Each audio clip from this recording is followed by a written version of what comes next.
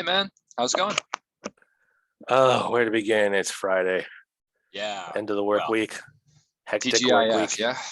Yeah, Yeah, I hear you. I'm like that too. But at least we can always have the Futurama time to relax, I suppose. Depends on this. it's not Uh, enough.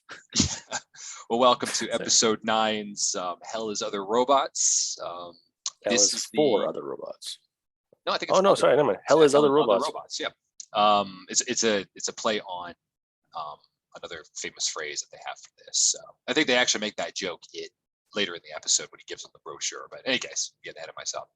Yeah, the this is also the season finale for season one Season already. one, Like they only have the 9 episodes, so yeah, it's great to do this. So at the a end, very weird number yeah, for well, it at the seems time. just Like a lot of TV shows always had like 20 something episodes in the 90s and 2000s. Unlike now, which is like, hey, here's 8 maybe episodes. maybe 8 to 10 episodes or something. I Yeah, think maybe they just had the budget for only about 9, and they needed to see whether it's or a not it pilot was season. whether or not it was worth it, right? But sure enough, it does, because it does stick around for a while, and then it's gone, then it comes back, gone, then it comes back. So I yeah, let's think get technically into it's it. been canceled or ended. I think 4 times now. Let's see. There's After the the original original after ending, 5 seasons. The original, that was the movie original one, time it got canceled. yeah, The movie, movie one, the the first season it came back, first season came and then back, it continued after that. So yeah, yeah, four endings. 4 times. And then they're also, now that they're bringing it back again, obviously they're going to have another ending again. Yeah, it's So not going to go on forever. So this yeah, is going to be. And here's the thing: what if it has like another like? What if we get canceled? Well, let's right. kind of do another ending. We'll have to see. So the But potentialness for endings is a definite 5, but it could be 7. right. And I guess, yeah, we can call this episode the beginning of the endings of this TV series. Yes. Now, of course, this episode, yeah, episode 9, all this stuff, does not have a cold open like the other previous ones that we're doing it for a while. It kind of goes right into the intro, and yeah, our bottom line, our bottom like little sentence there says like condemned by the space pope. I thought this was kind of funny just because it's very religiously themed in this episode, so I thought that was kind of a fun thing. And of course, we do see the space pope, like, I can't even remember, but way in the future, and it's like a crocodile or something. Yeah, it's a Some kind of lizard thing. lizard. So that's kind of a fun little reference that will kind of come back in the future. But in any case, episode opens up and we have our trio joining in the Madison Cube Garden, not Madison Square, Madison Cube in the future, and they're attending a Beastie Boys concert, right? So this is funny, of course, because it's not the actual Beastie Boy. Well, it is them, but it's their heads in jars. Heads in a jar. And if you've ever been to or ever seen the Beastie Boys in some way, I guess, like through like If you've had the fortune to do so or misfortune to do so, however you depending feel on how if you Beastie like them or Boys. not. Are you a fan of the Beastie Boys, Mitchell? You know, I honestly, I'd say no. I'm not a fan. Like, it's not like I hate Yeah. them or anything. I've never been like, yay, Beastie Boys. I don't know any of their songs. So Yeah. I can't say. The ones that show up, like the clips that they have in this episode, are probably the Beastie Boys songs that I do know. So Yeah. like that's how much I honestly care about the Beastie Boys as well. Again, like you, I don't hate them or anything, but it wasn't really my style, especially. Yeah, I was never a Yeah. fan. Yeah, at this point in my life, I was very musically illiterate and stuff when it came Sure. to taste. I still have no taste in music, but like back then, Right. it wasn't even like I didn't even have a plate, Sure. so to speak. Your taste has been developing, but it's been, albeit slow. Oh, Yes. I still have no taste. I like songs. I don't like albums. I don't like bands. That's right. I like Yeah. songs. Yeah, you're more of a, yeah, that's always something I remember about you. Yeah, you're always more about your songs. You played your songs like 100,000 times. Yes. And I was more about the album. I'd play about 500 the miles 500 times. Oh, God. Anyway, yes, so we have the Beastie Boys. It is them, but of course it's their heads, and they're being like shaken around because they're very right. active Yes. in their costumes. Yeah, very moving. Oh, I don't know if this was a cultural thing in Japan or something like that, or just somewhere in the world. There'd be people dressed up in black, kind of holding up things and stuff like that to, what is it called? Not Kobachi. I don't know. Oh. Anyways, there's men in leotards, black leotards, Yes. holding the Beastie Boys and like kind of like pretend dancing with them, which I wrote that down as hilarious. So because they're just heads in a jar. Are you supposed to just stare at their heads in a jar for the entire thing? Well, but so seeing how it's a music concert. I think this is actually from like stage production and theater production. So when things are supposed to be moving, I remember seeing this if they're doing in a play, if they're doing like somebody shooting an arrow, for example. Obviously, Right. you This is can't what I was shoot a trying to say. real arrow, right? You have a person in black because it's dark, right? The theater, the literal theater, like the stage, is quite dark. So you have somebody dressed in black, and then they hold on to this said arrow to make it look like it's moving through the air without distracting the audience too much by there being another person there. So that's essentially what they're doing with their heads. The stagehand, of course, yeah, something like this. But also, if you caught this, and I'm sure you did, is the person who wheels them out in the first place is Scruffy. Scruffy again. So here he is in Oh, another I didn't job. put that down. But this I, is I was actually Scruffy, white mustached Scruffy. So this is white the mustache. person that will Again, become Scruffy. Yeah, I just I want know. to reiterate to people that like Yeah. I have finally like because the last few times with Anthony here, I've been like ahead of schedule because I'm doing the title cards, right? So I want to kind of watch the episode while making the title cards, and I think I finally caught up, and I remember saying like, oh yeah, Scruffy. I forgot to write that down when I was watching it because I was doing the title card. Yeah. So I've seen this like 5 times, and I still don't have a full deck of notes. That's okay because So it's such a small scene. Like it's actually kind of it's funny because it's like welcome guys to your favorite people for they're gonna lay down some old school beats, the Beastie Boys, and then you have like just this trolley squeaking, and there's like the heads, but nobody cheers until they're already on the stage, like in front of the stage. Okay. And then Scruffy just turns away. Yeah. Here's a question for you. Yeah. And it's about Futurama. Now, how many times do we see heads in a jar like as the judges? Is it just the once in the movie? I swear to God, there's another one with our honorable Snoop Dogg. That one's in the movie. Now, so I think there's the one with the Star Trek. The one with the Star Trek. That one's not with the judges. That one is really because they were everyone was in that chair with the beeping. Remember? Yeah. No, I remember, but it's that was the dupe. That was dupe, right? Sorry, that was dupe. Yeah, because there's like you have to use the beeps because it's at Brannigan's. That's the one who's doing the things like you have to use the Brannigan beeps. again. Yeah, I think that's one of my favorite episodes. Well, that's another one. But if you're talking about the Star Trek one, Brannigan is the one that's doing the judging essentially because he's the one that has the court martial. Right. Double beep, double yes. Right. He's like, double yes. Okay. Yeah. Two beeps for no. He's like, okay, double yes. Yeah, that's right. No, that's a different one. The only reason judges, why I ask. Sorry, go ahead. The only reason why I ask is because I'm pretty sure it's Sal. Also has the judge heads on a squeaky thing, and he pulls the cart, and they're also there. So maybe that's what Sal has become. That Scruffy was just the generic dude who did stuff like this, and then because he became part of Planet Express, he got replaced by Sal. Even though Sal kind of predates him. Yes, exactly. Exactly. Right? Yes, and with the judges in itself, I think Snoop Dogg was part of the judges, but he wasn't the grand honorable one. He got like a promotion or something later, and he becomes like the center one for the movie. And I think there's one more time that he joins in there for one reason or another. But yes, now of course, the Beastie Boys, 80 Rock, Mike D, MCA, like these are the singers here for the Beastie Boys. They're part of this one here. So of course, Fry's a big fan of them because he knew them he knew of them 1,000 years ago. He finally gets to go to a concert. They do like a mosh pit thing. There's a fun little thing with one of them. I think it's Mike D being like thrown around as like as a beach ball. He's like the guy in the unitard drops him. And then right. Sorry, he drops him off the stage and then he starts getting propelled in the audience like a beach ball or whatever. He's like, don't forget to pick up a t-shirt. Yeah. So I thought that was pretty funny. Anyway, at the end of the concert, they're all saying, wow, that was really good. And then Bender finds somebody named an old friend of his named Fender, which is of course like a little play on the musical name, right? Fender. And the musical brand, yeah. Right, the musical brand, right? They make the guitars and everything. So he's I guess he's an what are those called? An amp. He's like a guitar robot, stereo amp or whatever. Robot, yeah. So he's like, oh man, I'm with the band. Come meet them. You get to meet the actual Beastie Boys. I'm pretty sure that if I recall correctly, 2 of the 3 are actually voiced. The other one actually does not make an appearance, as far as I'm aware. But his head is obviously still there because he's part of the group. But yeah.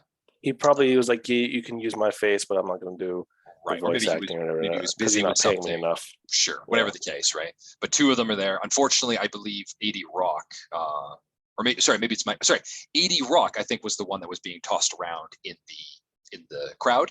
Mike D, I think, has now passed away. Unfortunately, he's passed away a few years back. But anyway, they go there, they meet the Beastie Boys as they are. There's a couple of jokes there. The Beastie Boys have no interest in talking with them, but whatever. Yeah. Fender's like, hey, I want to introduce my friends. Yeah, we're not really that interested in meeting them. In this, yeah. So that was pretty funny. And then Fry makes a joke. This I actually really thought this joke was clever. They makes a joke about I had all 5 of your albums 1,000 years ago. He's like, oh, now we have 7. So in 1,000 years, they've made 2 more albums. So that was do you know how many albums they have now? I don't, unfortunately. I would say maybe if they were still around past this time, I would say they probably have roughly 9, but I'm not 100% sure. I'd have to double check that. But in any case, like I said, one of them has now passed away. So I know they finished about, must be at least 10 years ago. That's what I would say. But in any case. Just Googling it, they have 8 studio albums. Oh, I was close. Wow. 4 compilation albums, 5 video albums, 7 extended plays, 40 singles, and 44 music videos. So I don't know. 40 singles. Yeah. Well, they were very popular for a long time. So makes sense. Oh, yeah. Sorry. It says right here 8. My bad. Perfect. Google, thank you.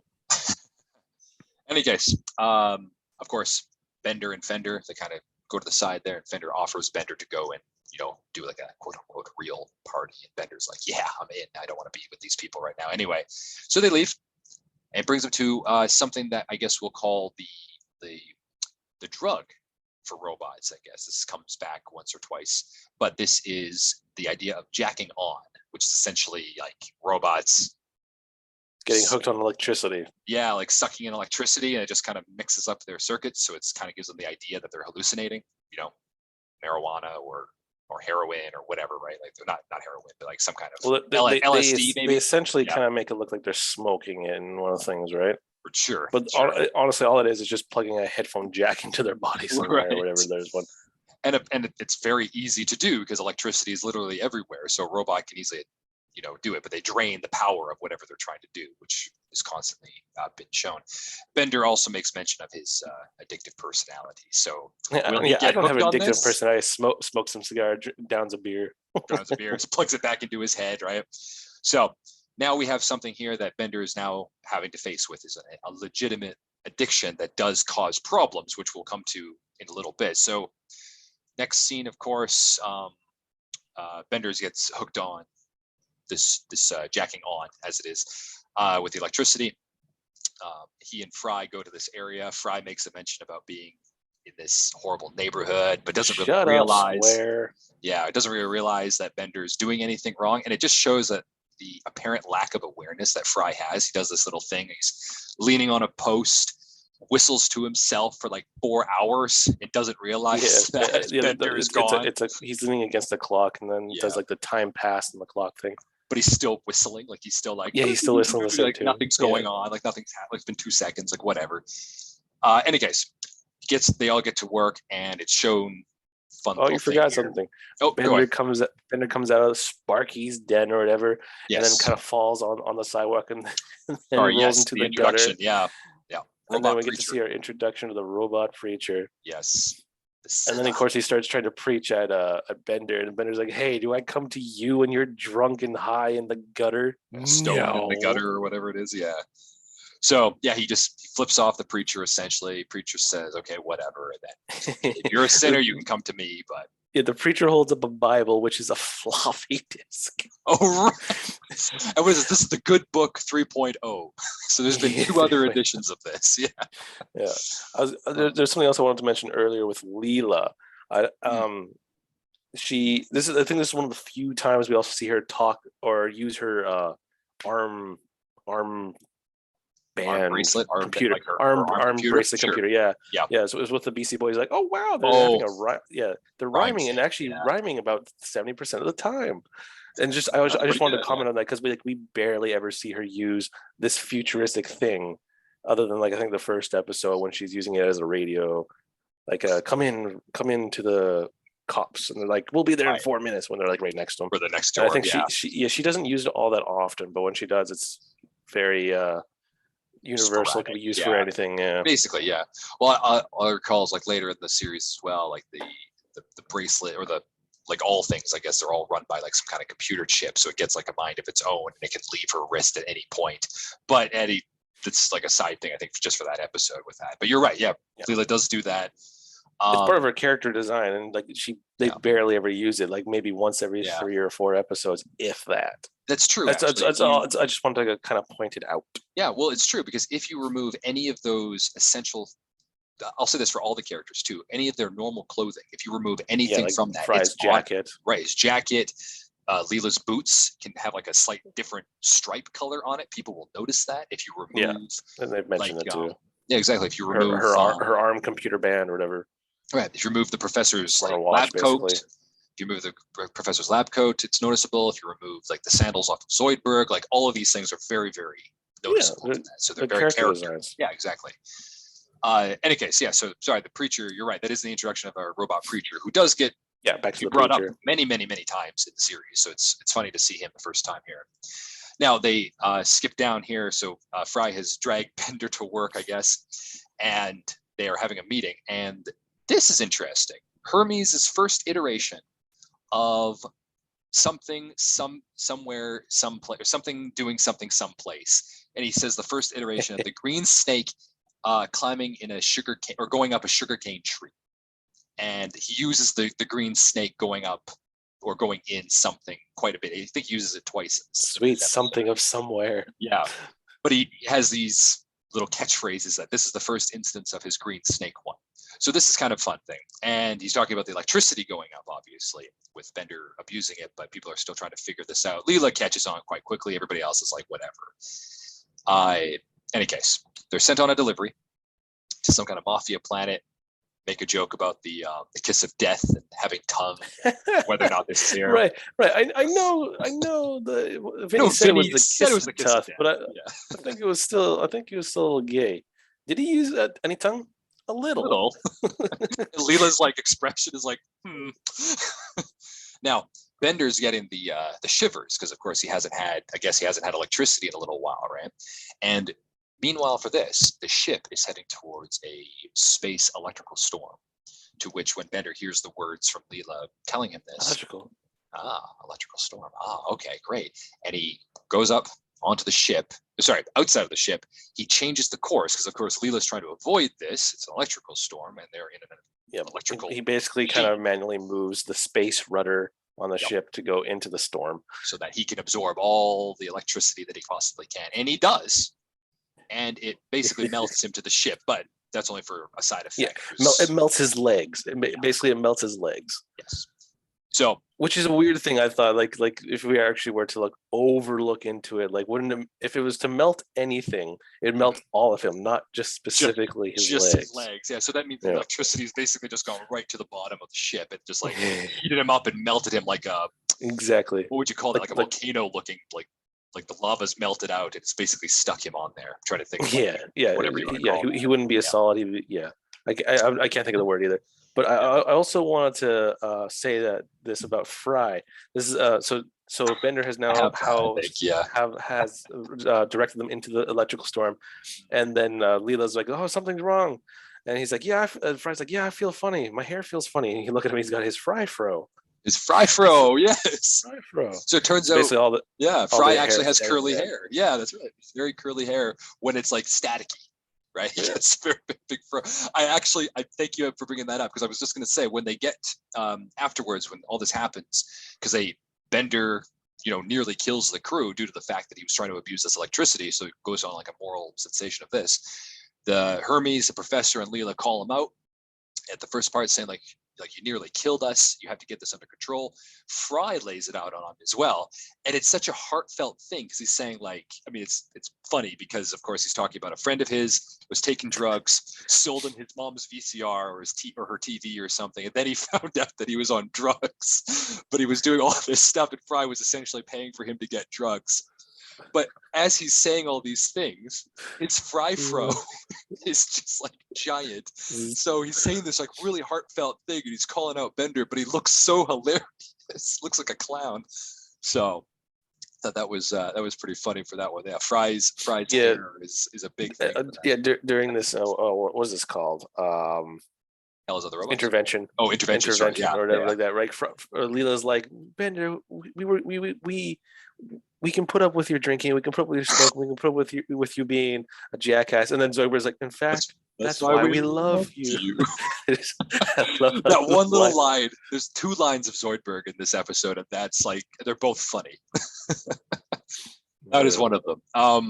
Yes, absolutely. So Bender, obviously, right? He's suffered from this. He needs to find himself again. He needs to cope with this kind of thing. And what does he do? Well, he's going to go get high again. He's going to try and get high again, but he can't do it due to whatever the system is in the metric or the grid of the city, that area that he's in doesn't have the sufficient power. But he tries stealing the power from the robotology temple of robotology. Yes, and he just takes it from like their lights, and he doesn't get anything. He's like, oh, I'm sad. But meanwhile, while he's on the roof, stealing their electricity, he's able to see through a window, and he sees the conversion with some other robots. They're all doing their what would you call that? I guess like if they're all sitting the conjugation sermon, I guess, or sermon, sure. So they're all sitting there, and the robot preacher is spilling out all of his stuff there and talking about robot don't do anything that's robot hell and sinners and all this stuff. And it's like, who here wants to be saved? The black preacher, exactly, preacher, yes, that old style there. Yeah. So who here wants to be saved from this? Yeah, do those not stuff. Be sent to hell. There's a guy in the background who kind of like again with the black preacher, you need like the backup and sent to hell, right to hell, kind of thing. Right to hell. The echo. Yeah, exactly. There's somebody to to propel that message forward, right? So who here wants to be part of our conjugation or whatever, right? And then Bender falls through the window and he's the sunroof, yeah, he lands. Right? So Bender ends up joining robotology, and for good things. Like he actually becomes quite a nice person. He puts all this crime and nonsense behind him. He's very happy with his life. He's very, very respectful to his coworkers, and everybody's just like totally taken aback because this is not Bender. Yeah, he's being too nice. He's singing like, oh my god, he's on drugs again. Yeah. Oh, exactly. No. But he's like, no, I found religion, and they're like, no way.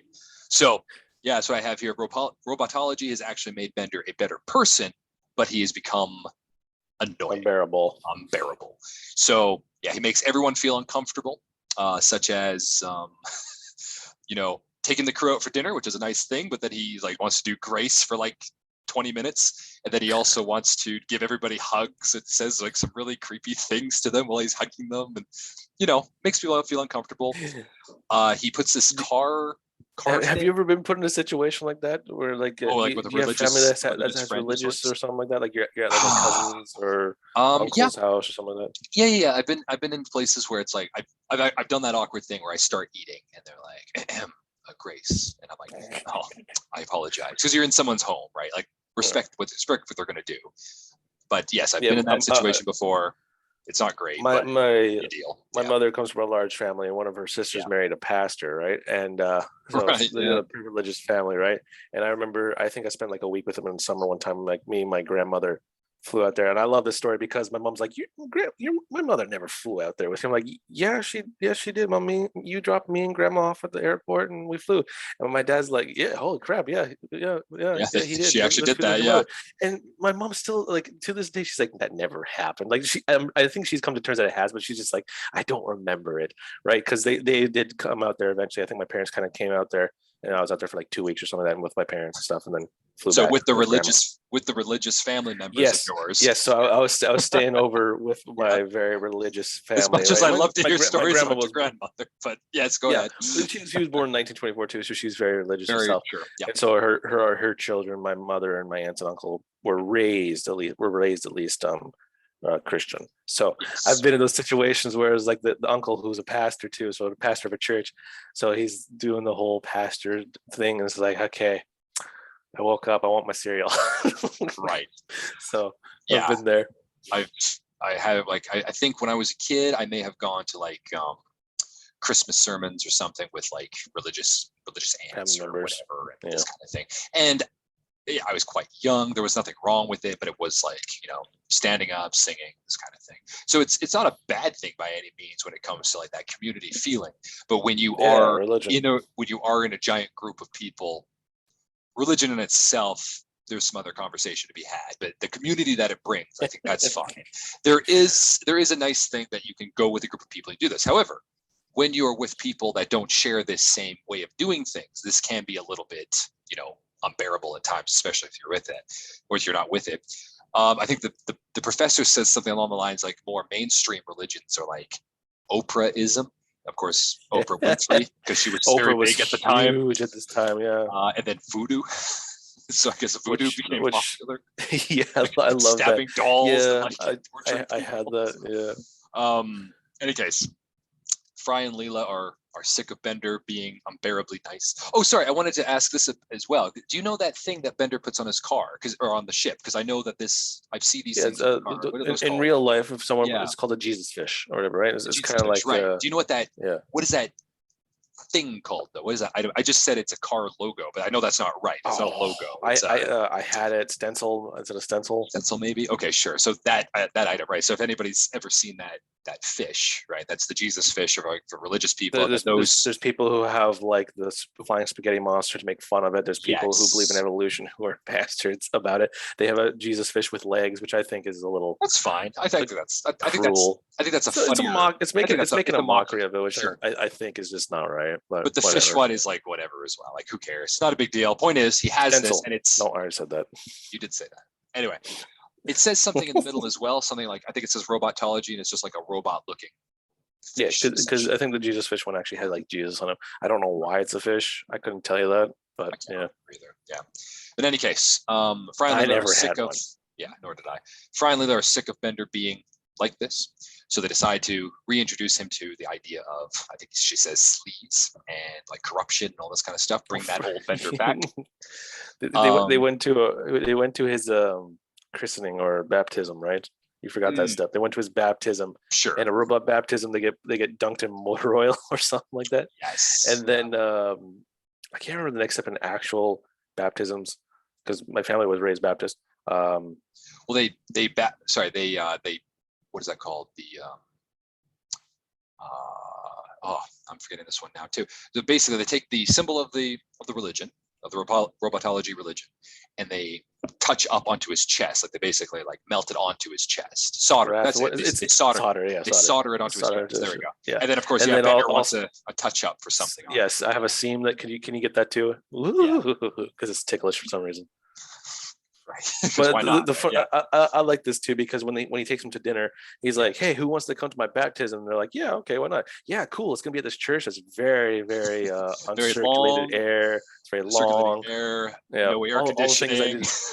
All the things I didn't like about going to church when I did. Yeah. The only thing I was listening for this when I was watching that, and I was trying to see like what things he says, and he actually doesn't mention early. He does not mention that. So I was like, I was expecting him to say also early. It's early in the morning, this, and this, but he doesn't do that. He just says, recycled air, hot, long. I hope you're all going to come. And they're like, oh,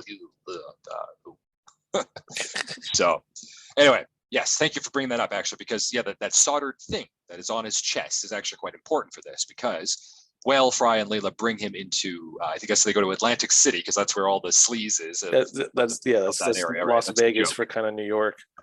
Right, that area, and I think they tempt him with let's see here, alcohol. Obviously, alcohol is a big thing there. They tempt him with strippers, hookers, and somebody has a purse that is like with a spaghetti string like, what is it called? Strap. Oh god, we are doing so terrible for just I'm copying yours. Words. I got to stop listening to yours. But yeah, the strap of the purse is very, very thin. It's like a spaghetti string, and he can just easily snatch it, right? Which he tries. Words are hard, man. Jeez. So any case, Bender, falls for it, gets it all, takes the purse, goes to the stripper, spends the money, drinks all the stuff, rips off his thing, his little robotology thing that's soldered on it, rips it off of him, throws it away. and it starts to beep and No, sinks away. Yeah. yes, sorry, yeah, it sends a signal to someone. Oh, who could it be? Yeah, But it's very- before we go to the next thing, Yeah. when they're all like, hey, look at all this Slee stuff, his eyes pop out like binoculars. This is the first time we see that? Yes, I think so. Because other times they've done that, but it's been for comedic. This is also comedic effect, but it's been so much they fall out of his eyes. I think actually. Oh, you know what? The premiere of season 2, actually, which we'll get to when we do.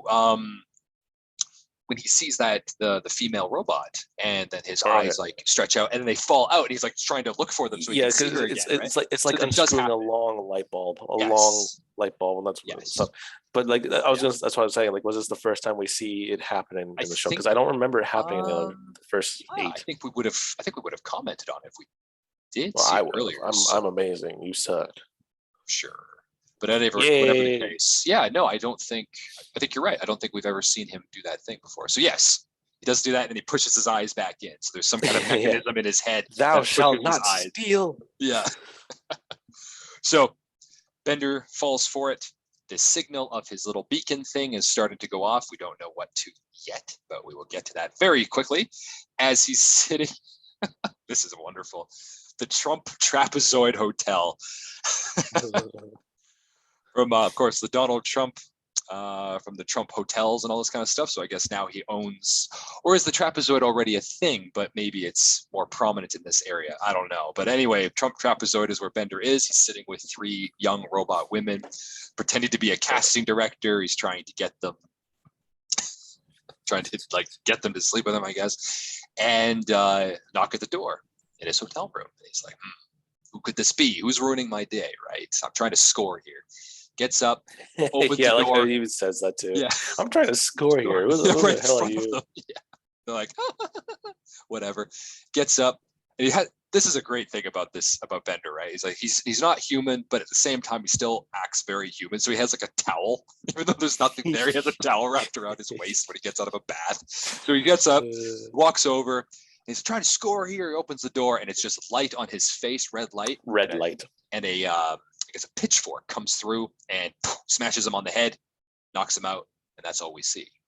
And then he wakes up, and here he is with the introduction of, I'd say, a very well-made character, but we don't see this character as often as I would like to, but this is the Robot Devil, or as I think he's also known as Beelzebub, which is Beelzebub, which is another name for the devil. So Beelzebub, or the Robot Devil, as we like to call him, played by Homer Simpson, the Simpson alumni, Dan Castellaneta. And wonderful as he is, because he sounds very different to that of Homer and all those other characters. And he drags him off to Robot Hell. So, what do you think of the Robot Devil then, and all these kinds of things when we see him? Oh, I love him. He's hilarious. Why? Because he just is. He's just the fact that he's also, what's the word I'm looking for? It's just the fact that there's a religion. There's obviously going to be a robot Jesus then, and a robot God that's created. Well, we do see the robot God in the future, I guess. That does exist. I don't think we ever see a robot Jesus, but yeah, robot God is. Well, he would have died, so he's not there anymore. Sure, but yeah, come to that when we come to that. But yeah, it's Robot Devil. Robot Devil is. He's very fun. He's very playful. That's why I like him. He's very playful. He's over the top, isn't he? He's like very like stage comical, right? Yeah, he's over the top. Yeah. So here's our brochure. Yeah, it's like, oh hell. I mean, heck, oh, it's okay. You can say that here. Welcome to Robot Hell. Like, he's very, very menacing, or he's very, very playful. I love it. There's a couple things I have to say about this too. Now, with vehicles and stuff in the show, especially the Planet Express ship, it's been a 3D model. Okay. So, and it's just easier to do for something like vehicles and stuff as an animator, especially when you're doing perspective shots and stuff like that. Like, it's going by the camera, close to the camera than far. Yeah. You want to be able to do that easy, and perspective is always very hard to animate correctly. Sure. So during one of these things where the Robot Devil's taking him to the depths of hell after he's like, "Welcome to hell, Bender." There's a shot where he's in that cart you're talking about. He's in a mining cart. Right. He's in a mining cart with the Robot Devil kind of pushing. like, Yeah. yeah, he's tied up or whatever. Sure. Yep. So I like That this is 3D. because Yeah. it's literally just 3D model. it's both of them just being still. They are themselves aren't doing any moving. They're just kind of holding onto the cart and just going. It's all about more like they're going down a tunnel and stuff like that. Because Yeah. if you actually look, Bender's going, oh, and usually his mouth, I don't know what to call it, mouth parts are moving with how he Yeah. talks, right? And The this little one is digital just things. Yeah. it's just stagnant. It's just stagnant. So Ah. they're not doing anything. So Oh. it's just I think maybe they're testing the water stuff like that. But because they've done that multiple times where they just had the characters be a 3D model. And actually the next episode we actually do see another 3D model, Bender, stuff like that. It just saves time and effort Sure. when doing this. And they have like, yeah, they have 3D model, or at least 3D rendering of like the water or something as well at times, right? Like there's times when like the ocean or something is going to be like that if they're flying over it. I remember seeing stuff like this. I don't remember seeing stuff. You'd have to point that out to me. I think it's when they go to the deep south or whatever. But yeah, that's in the future. We'll talk about it when it comes there. Maybe. But no, that's interesting to point out. Yeah, because there is something actually I didn't really realize until you just said, when they're coming down that track, and then yeah, the cart does kind of, and the two of them there, they do look different, a little bit different to their surroundings, which I always thought was just more clear because they're supposed to be coming towards you in the camera shot, but of course it's all animation. So yeah, that's interesting. I didn't know, didn't realize. Now, Dan Castellaneta, the voice actor of the robot devil, he's also like a good singer. He's an accomplished vocalist, and so the robot devil has like a song prepared for him, which we'll get to in a second here. But before they get here, the other two, along with Nibbler, for some reason, I guess Leela wanted to bring Nibbler with her, just show him up. He's still part of the show, I guess. He's just there. He doesn't do anything, but he's just there.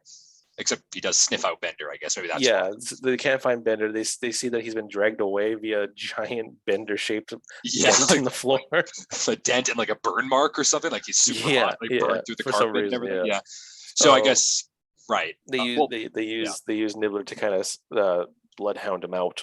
Like, exactly. And then they follow Nibbler and they run across like, geez, I guess Atlantic City or wherever the trapezoid is, all the way to New Jersey.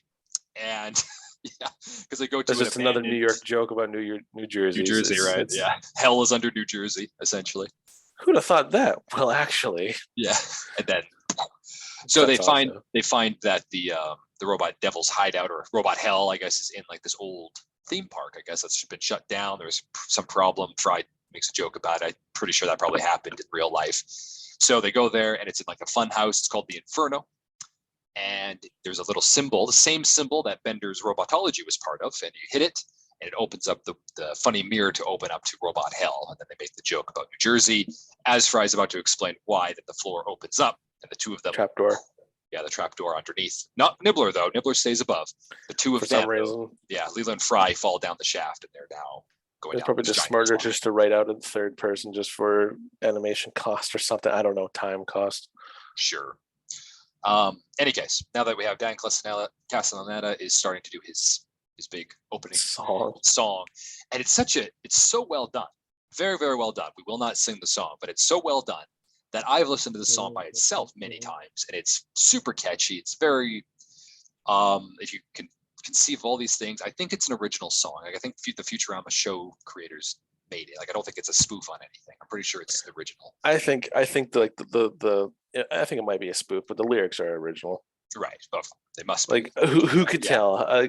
Like if he's such a stage person, like maybe this is like a stage song that doesn't get played in movies or something like that. That's who true. knows? As far as I'm aware, ever since since this episode's been out and since I've listened to it and all this stuff, and I've researched all this stuff, I don't recall ever reading anything that was based off of, but could be, very well could be, but it's very well made. Just maybe because I did jazz band for 8 years or whatever it was. Yeah, sure. No, 6 years. That it just sounds like your basic generic jazz, like jazz baseline. Yeah. So maybe that's why I'm just thinking that maybe I've heard this before. Maybe very well could. Well, it's a very common theme, or a very common beat, I think, but the words and everything I think are original, as you said. Oh yeah, I would say 100%. Like the thing is, like when someone makes a parody of a song, like people do, they would still maybe make the same rhymes or something like that, which this doesn't. It feels very what's the word? Similar. Familiar? No, it's not coming off of anything. It's very unique. It's its own thing. Oh, okay. Still don't know All what right. word I was looking for, but unique works. Sure. In any case, yeah, so Standalone. I it's think that's what I was looking for. It's its standalone own standalone thing. It thing. doesn't sound like it's from anything. Fair enough. Yeah. So Robot Devil So he's starts singing a doing it. song. He's singing this song. I think they go through, was it 8 or 9 levels of hell? How many levels are there in Dante? It was 8. Yeah, there we go. Oh no. Oh, sorry. Maybe 9. 7 actually. 7. I'm watching it as I'm going by scene by scene. So it's okay. Point is, multiple levels of hell, because every time you go to a different level, the Robot Devil has a different theme for what it's going to be. As he points out at the very end of his song, most of which rhyme. Almost for right. all of his punishments to the crime, all of which mostly rhyme 9. Or something, right? At level 9. You're on level 9. Yeah. So it is 9 levels of Robot Hell there. And there's also a fun little cameo performance of the Beastie Boys again. They show up and they're somehow dancing, or not dancing, but their heads without their jars, mind you. This is actually kind of interesting. There's no jar. Yeah, that was weird because the one guy had the what's it called, record scratching or whatever, which is kind of with his thing. Tongue. He record scratched with his tongue, yeah. Right. But it was on a CD-ROM though. It was on a CD-ROM, so that's why I find it funny. Tiny, yeah. So yeah, they stick out his tongue, but they're doing the song, right? Like, it's what you get on level 5 or whatever. That's where they show up there. But yeah, without their heads. So Leela and Fry, they actually kind of also join in the song a little bit, but they end up getting to the bottom after the song and everything. They're like, okay, listen. Yeah, on the slide, because it takes them down all 9 levels. They just show up.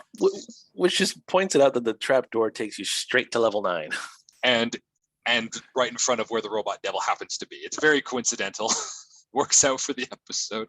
Oh yeah, there's another 3D shot there when they're going down the elevator to the next level, because they're like level 2 or whatever. They're going down to level 3. The Robot Devil and Bender are in an elevator, also a 3D shot. Oh really? Okay, good. Now when Leela and Fry show up in front of Bender and the Robot Devil, and they say like, oh, what are you doing here? It's like, oh, we're here to save Bender, bring him back. He's like, no, you can't do anything. I have all the cards. Please sign this waiver.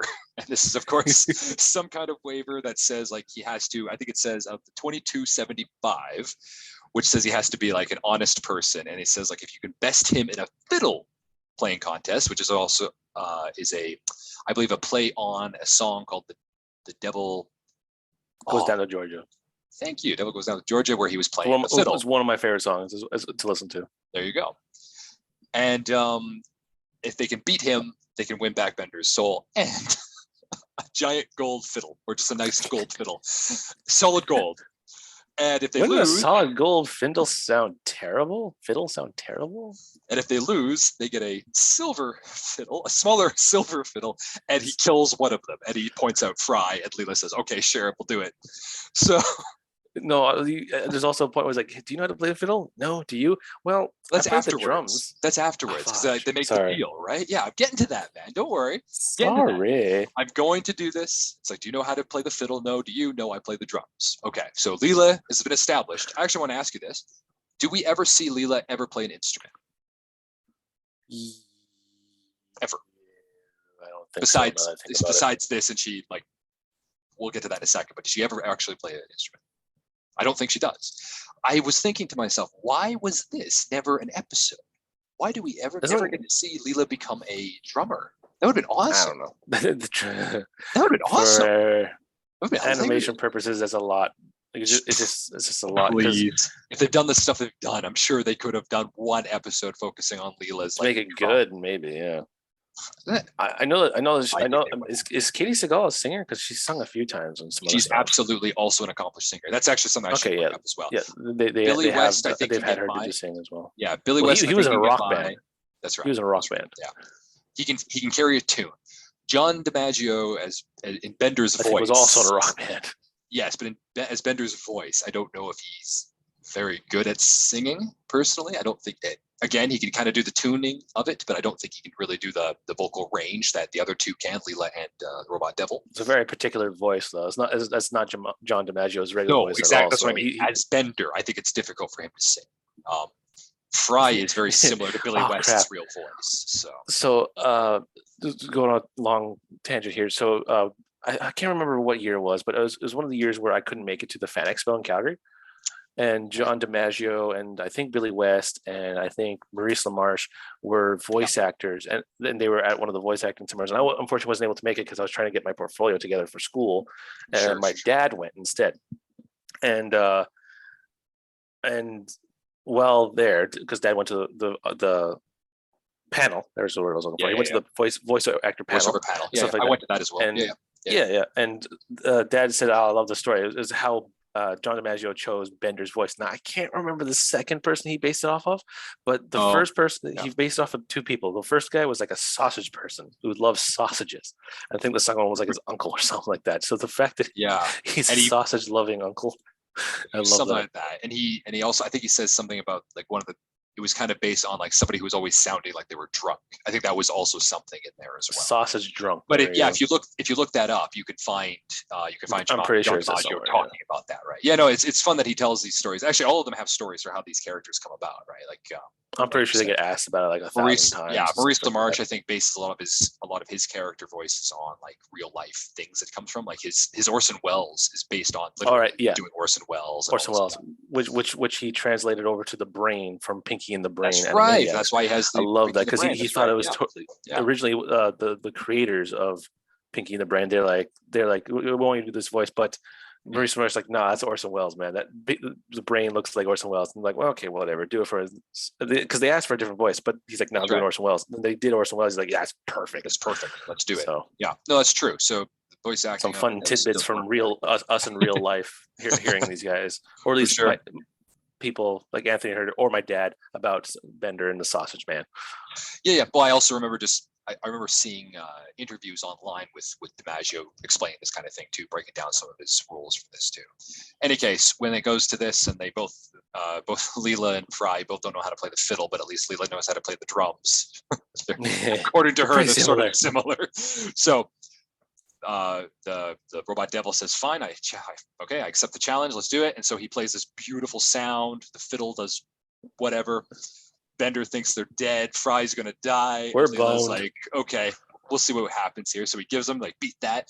Leela, screeches across the fiddle a bit. You know how horrible it sounds. And then she's like, okay, drum solo, and then like beats, literally beats him with the gold one, like the robot devil, and the devil makes this hilarious like oh, and then falls to the ground. So that's got to be. Oh, I love that scene. I just absolutely love it. Just so hilarious. They escape, or they run away. There's also some other robot, quote unquote, devils that are like underground, like robot demons, Imps. I guess. I'd Yeah, say imp imps. things, creatures, servants of the robot devil. One of them is like this weird little moth thing. So Bender rips off the wings of this machine, puts it on his back, and then grabs the two of them. Meanwhile, Leela still is holding the golden fiddle, and they start flying up, I guess, because Bender can somehow control these robotic wings. And it has this what would you call this, like religious heavenly look, I guess, right? Because Yeah, the they're ceiling is going through a open. sky hole. They're going through a Yes, sky hole. and the One of the light is moths coming down. shoots a laser ring at them. The Yep, laser ring gets kind of attached to his antenna, which makes it look like a halo. yep. And he looks And with the exactly heavenly like light, like a yeah. robot angel carrying two humans up into the air outside of hell. Like it's very, very religiously animated. I really think that it looks really cool, actually. Um, to which then Robot Devil tries to get them back, and he's standing above them. He's like, "Close the gate!" And then they're trying to do it, and Leela's like, "Come on, you got to go faster." He's like, "I would if you dropped that stupid fiddle." She drops the fiddle, Stupid gold heavy gold fiddle, fiddle. right? Fiddle. Drops it, and it falls on hits the Robot Devil in the head again. It makes the same Woo! noise. So that's awesome. They fly up really quickly. They get out and scene. Well, almost. They're just flying over the ocean, and Bender makes a promise not to be too good or too evil ever again. Leela makes a joke about him still being too evil. Bender makes a joke about dropping her. Fry laughs, and that's the end. That was the end of season 1 for that there. So it's just yeah, I wrote here the angel imagery of Bender, right? Because it's a nice theme of this episode, of course. Like he's the sinner, becomes I guess saved, so to speak, saved from the religious thing, sins again, brought down to hell, redeems himself, becomes that angel. I like it. It's actually quite a nice thing. So overall, Mitchell, of the episode, then we'll get to the season as a whole. What do you think of your favorite scenes, funniest scenes, Oh, I liked MVP? it. there's a couple of funny scenes. Like you're right, Zoidberg only really had 2 lines in this Oh, I'm so episode. sorry. I forgot about the second line that he says. Sorry, Right. So Hermes says something they're about at the meeting, and it's just like kind of like establishing that the beginning is like, also we're gonna stop using the salt water cooler. This is a witch hunt. Yeah, and he's like, that's a witch hunt because he's the only one that drinks salt water. Yeah. Wait a minute. Hold on. Is this a continuity error? Due to the fact beforehand, Bender. Remember when Bender was cooking in the previous episode, and he says, "Oh, that salt was like under the lethal dose," and Zoidberg looks kind of afraid. And he's like, "Oh, I shouldn't have had seconds." So he does drink salt water, or maybe it's the fact that he has salt water and he's actually still okay. So he's a crab, and are there any freshwater crabs? I don't think so. Oh yeah, river water crabs. Yep. River crabs. Yeah, they do exist. Lobsters? Because he's a lobster man. That's true. I think he's just an alien that happens to crawfish are kind of lobsters. So yeah, I think whatever. But I'm gonna say, just whenever you think lobster, you think the ocean. You don't think a river in the middle of somewhere. Sure, you're right. So we'll just go with that. Yeah, but he does have that joke about like, oh, this is a witch hunt, because Hermes is always cutting things that Hermes hates him. Like even back Yeah. then, it kind of shows more like, Yes. I hate that lobster. Yeah. What? That's just good friend ribbing. No, I really hate you. Oh, In fact, I'm pretty sure he even blames the electrical spike at the beginning of the episode also on Zoidberg, right? He says, I think so probably too, you. So okay, yeah, that's true. So yeah, he has a couple scenes there in the episode. Your MVP? I'd say mine. I like Bender this episode, but like I already know who yours is because we discussed it earlier. Of course, yeah. I'm Robot Devil all the way. I love the Robot Devil. Yeah. I like the Robot Devil too, but just the thing is, this whole episode wouldn't happen without Bender being a sleaze bot. So Bender? I'll go with Bender. Yeah. Cool, man. And then my favorite scene. I mean, I love my funniest scene. I always laugh at is when Leela just takes the fiddle and beats him on the head with it. I think that's hilarious. My favorite. Like Here comes the drum solo. Yeah. My favorite scene of it, not necessarily humor, but just favorite scene. I really love the singing montage of Robot Hell. That is a good one. Yeah, that's very well done, and I love the song.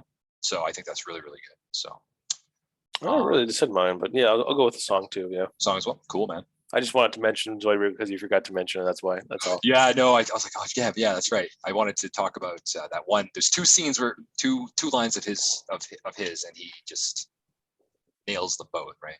That's why we love you, and this is a witch hunt. So yeah, you know what? I'm gonna go back with that one. This is my favorite joke or whatever. Bender, we put up with your smoking, your drinking, and your rudeness. Yeah. In fact, that's why we loved you, because that's pretty much it. Yeah, like that's all the reason why people like Bender is because of his rude, crude attitude. I guess Zoidberg is being kind of meta there, isn't he? Yeah. A little bit. Yeah. All right. Well, I guess now. Yes, we do our season 1. Yeah. So, what's the word I'm looking for here? My God, today. I am so sorry, guys. It's been a long week at work. Very excruciating the last 2 days. Analysis. Yeah. Thank you. Analysis. Yeah. Our season one analysis and review overall, right? Well, I think you and I both agree. Season 1 is, I mean, not the best season. Probably it's a very good season as far as first season goes, but like it's not like as if there's an overarching story, like say with the best one to say kind of has like a beginning, a middle, and end is like Game of Thrones, right? There's a beginning and there's a lot of middle, and then there's a bad end. For different TV shows. I don't know. Yeah, there's no overall story arc. Futurama doesn't have that. No. This is like a Simpsons or a Family Guy. It just goes episode to episode. Nothing really changes, right? Yeah, the characters don't really get older. They don't really grow, kind of thing, but like there are still consequences and things do happen, like example, Professor's clone Hubert.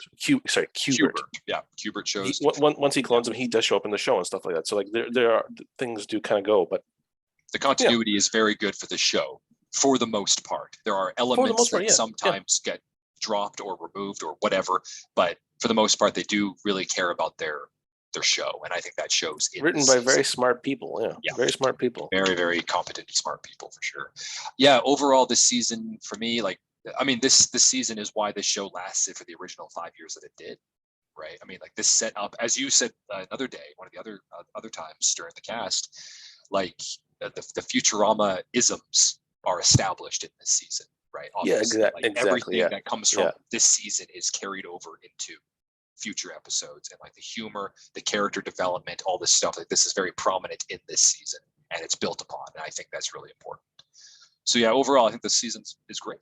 yeah. Oh, geez, now you're making me worried about the future Well, season. we'll Because wait. We'll wait for we talked about this. Marvel Yeah. earlier before we started talking about this, and how consistency was not the same as it was from 10 years Yes. ago till it is now. Like, here's And the how much best people care example. about their Like their Thor shows.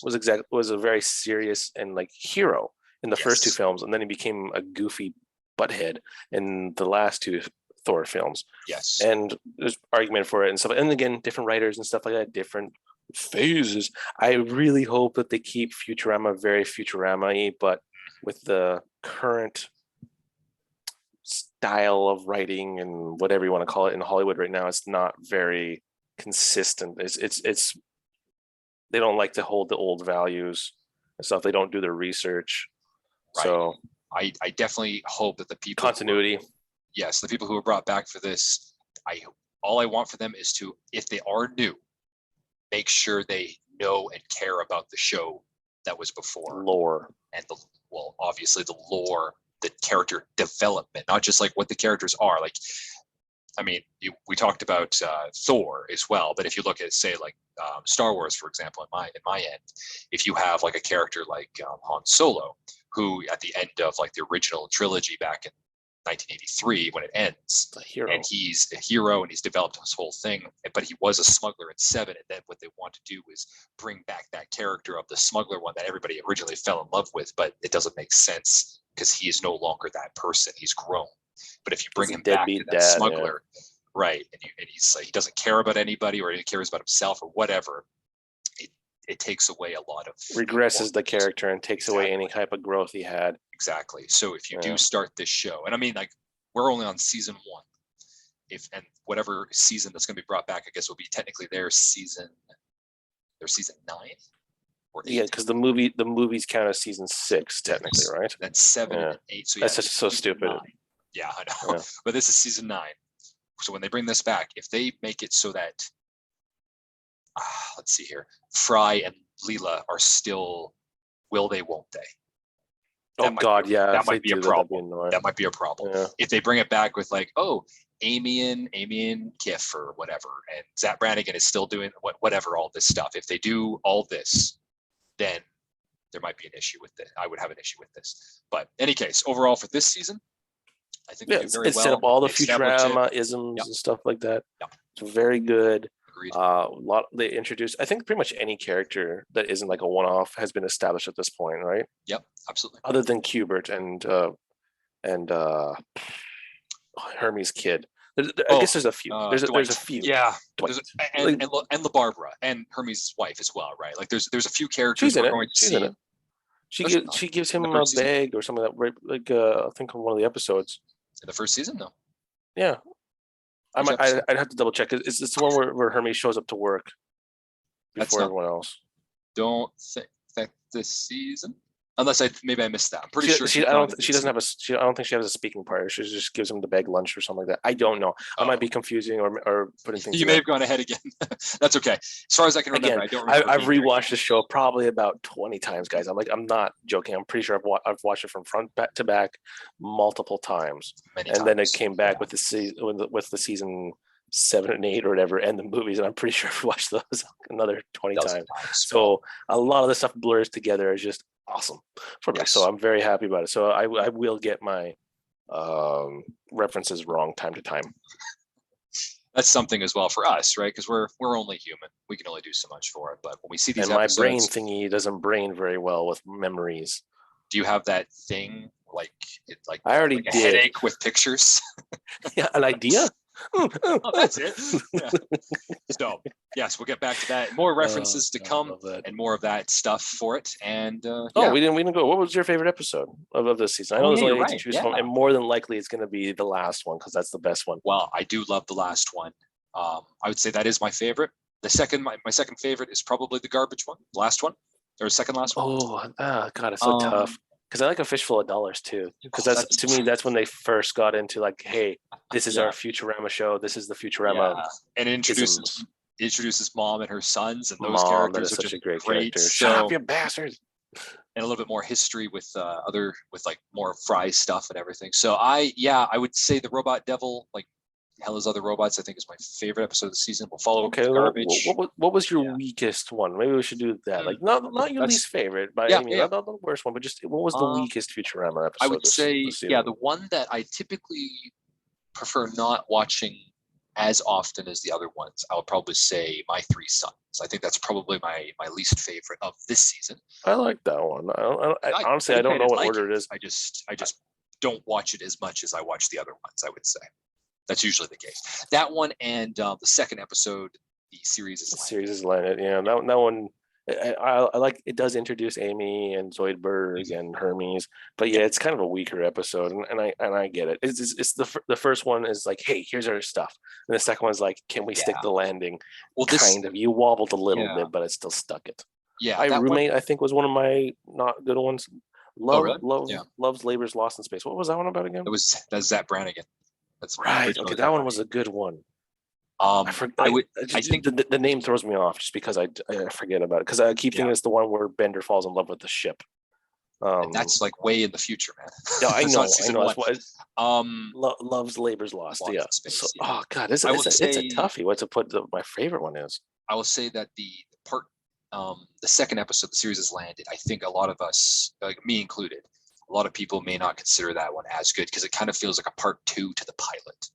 It has like a lot of the continuity to that, right? Because there's elements of that are carried over straight from episode one, like Fry is living with the professor at his place, and it's only at the end of it's only at the beginning of the third episode, I Roommate, that he gets kicked out and he's living with Bender at that point, right? So there's episode one, episode two are a little bit more similar in that way. And then yes, it does introduce Amy and Amy and Hermes and these guys, and it's part of the crew. And Zoidberg, obviously. But I can see where you're coming from for that. So I'd say that one is probably one of the weaker ones for me as well. But I don't know. My Three Sons, I like that one, but there's just a lot of these it jokes for the sake of jokes, right? It's okay. They're still funny, but they're not my favorite. Yeah. I like I Roommate simply because I like I love that montage of them going to different places and like you see more of New York and you see more of like that, like the idea of what a robot. New York. No, well, you still get to see more of like the development. I mean, in general, from episode to episode. Yeah, and it's the trio of them. Plus, it's all my circuits. I mean, you get to see all my circuits. You get all this kind of stuff. Randy, first time we see Randy, even though he's not Randy yet. Calculon's back. Calculon's back. So, yeah, I would say that would be that. So I'd say least favorite for me is maybe the second episode. And then the strongest one for me is probably the last episode, which is Hell is Other Robots. And yours, Hell is Other Robots as well? Or? I think so, but I'm trying to think of what my second one would be. And I love a big piece of garbage, but I think I like the Zap Brannigan episode way more when I think about it, just because it's Zap Brannigan. Zap Brannigan. Okay, you've tallied up every episode of what our MVP was. I did earlier. I did. What is your MVP for this season, and what is mine? And then your MVP, what would you say? Your MVP for this, as I was going through. So starting from episode 1 to episode 9. From 1 to 9, you basically had very, very similar choices for most of the episodes. You either chose Fry or Bender. The end result, Bender broke the tie between Fry and Bender for this episode. So I'd say Bender is typically your MVP for the season. Oh, okay. What were they? Was it Bender, Fry, Bender? What was it? Okay. From episode 1, I guess we'll go through the whole thing. So for episode 1 for all this stuff, which of course, the Space Pilot 3000 right on. So I had said my MVP was Leela's boss, just because I thought like the scenes that he was in always made me laugh. You said Fry, because of course he's the main character. For episode 2, which was the series has landed, you and I both said Bender. So there you go. For 3, I said the professor. You said Leela. For 4, we both said Zap Brannigan. Of course, for Love, Labor, I don't think you can't choose him for that one. Not choose Zap Brannigan. For episode 5, I went with Hermes, and you went with Bender again. So that was the second one. And second time. Fearful of Bot Planet. Fear of a Bot. Fear of a Bot Planet. And then for the next one Fistful here, of dollars. Fistful of Dollars, I said Mom, you said Bender. Again, this is the third time. Then, Yeah, right. I remember why. Yeah. Then episode 7, I My went Three with Sons. this is the Suns. We both went with Fry, actually. Both of us were Fry this, so that's second time Fry. Third time for Fry here for you, episode 8. You're Fry, and then I said Wernstrom. Because he's one of my favorite villains of the show, just because he's so obnoxious and asinine to the professor, and I love the professor. And then the last one, of course, Robot Devil for myself, and you were Bender for the 4th time, thus putting you at that. So mine was kind of sporadic, but maybe I chose Fry twice. But other than that, yeah. So yours was definitely Bender. Go Bender. Go Bender. Yeah. Go Bender. Go. Actually, yeah, no, go. I was one for each. So yeah, I don't really have a favorite MVP. I just have multiple MVPs for each episode. So I'm sure that'll change in season 2 because they were introducing all these characters throughout the season. Right? Yeah, setting of the show, kind of genre of the show, blah blah blah, a lot of things for the show. Yeah, and when you come up with all these different things, so when we see multiple characters showing up more and more again and again, I'll probably do. I'll have more overlap as well. We only have 9 episodes in season 2. What do we got here? There's 20. 19. 20. Yeah, 20 of them, including the anthology of interest. So we'll get to that, and then we'll be able to really get through it all there.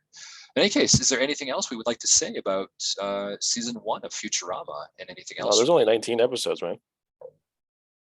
I've got 20. Wikipedia page says 19. Really? Yeah. No, Do you have a duplicate? I definitely don't have a duplicate. I've got 20, but maybe there's one. Maybe they're counting one as another one or something. But that's okay. 19 or 20 episodes. The point is, there's plenty more than there are from per season. Any case, but yeah, you have nothing else left from season 1. We're all good. No, great show. Love it. Recommend it. It might not work with today's kind of I don't know. I just feel cartoons today are a little more chaotic and just like look how random and funny this is and bright colors it is compared to back then. And I'm guilty of falling and liking that stuff too. It's just times have changed. This is a good solid, which is why a lot of people want it to come back, which is why it's come back 3 different times. Sure. The movies, the show, season 7, season 8, I guess. So, and then the current season. So it's been brought back 4 times technically. Yeah. So that's why it's just consistently good.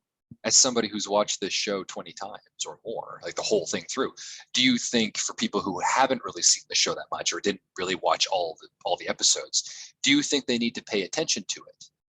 Like when you watch, is it better to watch it like thoroughly and like really, really get into it like we do? Or is it kind of like a happy, sit back, relax type of show? What do you think?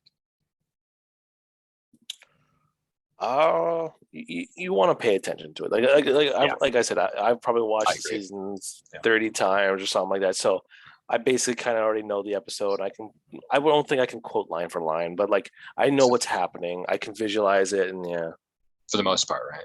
Yeah.